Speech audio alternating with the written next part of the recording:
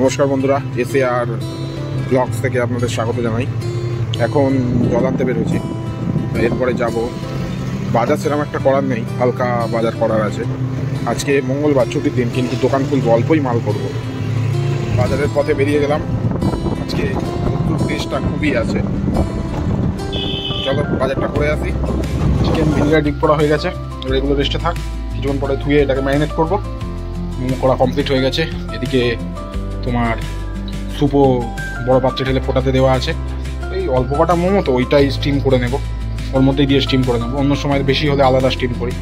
আর তারপরে এই পপকর্নটাকে ভাজতে হবে, একটু ম্যারিনেট করেছি, একটু থাক।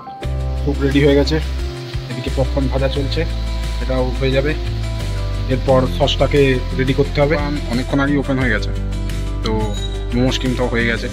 মানে ব্যবসা অনেক হয়েছে। আজ অল্পই মাল করেছি, কারণ মঙ্গলবার বলে আমার ছুটিই থাকে, অল্প মাল করেছি। চলো